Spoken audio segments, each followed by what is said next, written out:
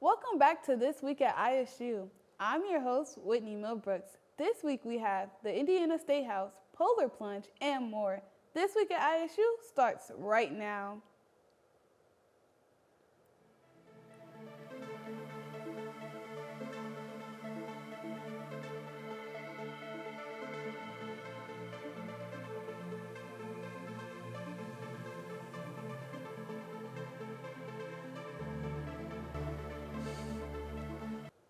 Indiana State University student representatives had a chance to gather at the Indiana Statehouse on Thursday.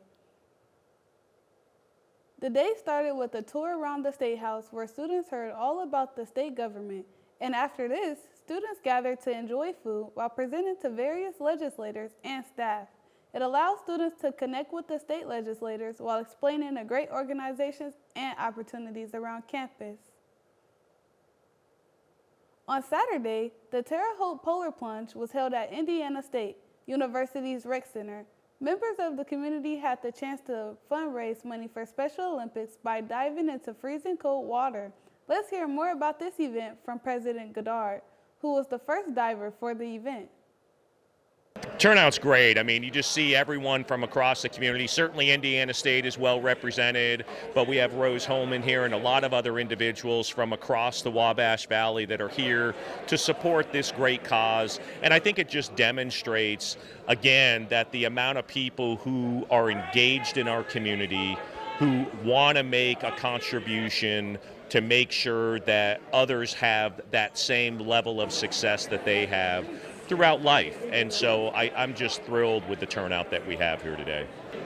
It's important because it's a way for our community to come together to support our Special Olympic athletes and everything that they do throughout the year. Oftentimes we think about the event that we're able to host here at Indiana State in June, which is the actual competitions that they do, but there's all the training and all the travel that happens along with that. And it's a good way for us to be able to support the families and the athletes, and a way for us to come together as a community and show that we really care. I'm most excited to be the first one to jump in the water. I got to test the temperature, see how cold it is, and just excited to see everyone just have fun and the smiles on everyone's face, and maybe different emotions that they show when they pop out of the water with how cold it is. But just looking forward to celebrating with everyone here and making sure that we just, again, collectively come together to support this great cause. The Asian Student Association hosted a Lunar New Year celebration. Students came together to enjoy Asian culture through food and community. They were also able to play bingo for a chance to win fun prizes. They also provided refreshments such as egg rolls and scallion pancakes from Eastern House. Horizon Health held a lunch for students who wanted to learn more about technology in our daily lives. They discussed how tech is constantly growing and how it will change our future, as well as how to engage with it and have a healthy tech relationship. Free food was available, as well as items such as chopsticks and highlighters. From January 26th to February 20th, students had the chance to attend the annual Jury Student Exhibition. The exhibition celebrated art from both graduate and undergraduate students. Let's hear more from a student artist involved with the exhibition. I have a few artworks here. So one of my artworks is a bust of a human head, and then I have another one that shows a lot of movement and a lot of different people and things like that. So I'm just here kind of enjoying everyone's artwork and the community that it brings together. Well, I do a lot of ceramic work, so it's pretty time consuming. We make the clay, we make the glaze, that kind of thing. So we'll start with just a basic vessel.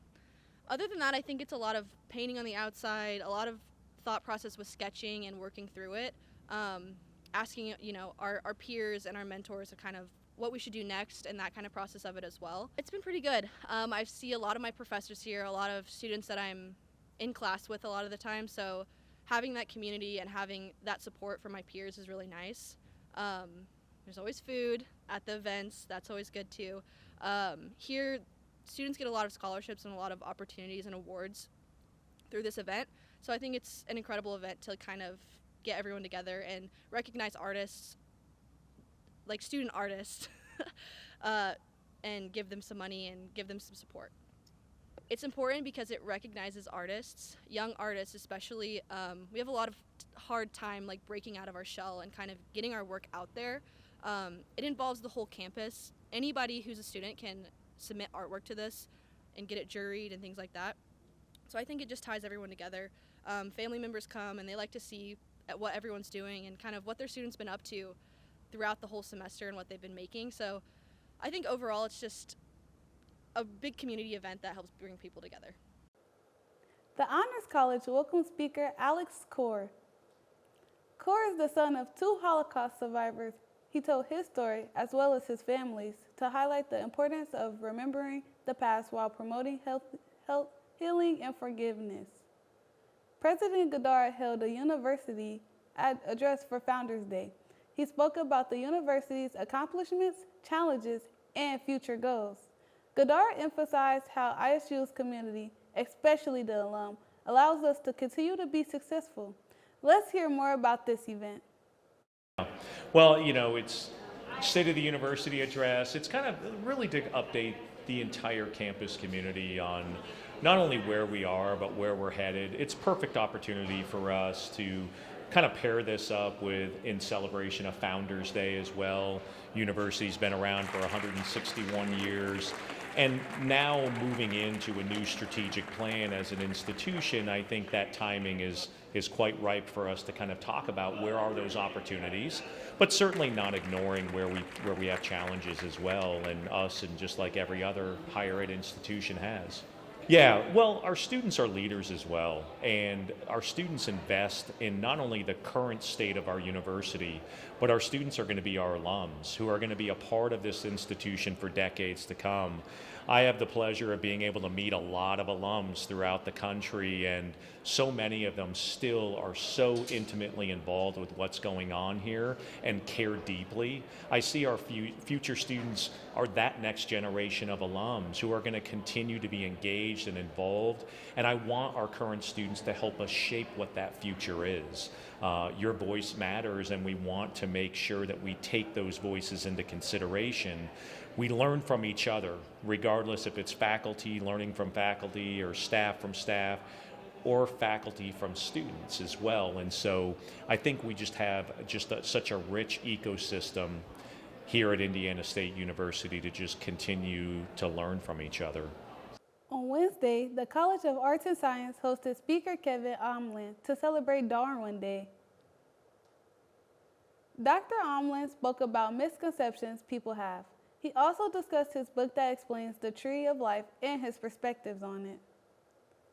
Students had the chance to ask questions to SGA President and Vice President candidates on Tuesday. They talked about their experience on campus as well as their changes they would implement if they won the election. If you are interested in hearing more from the candidates, check out this week's Almost Live, where we interviewed candidate Miles Clapp and his running mate Luke Tesmer.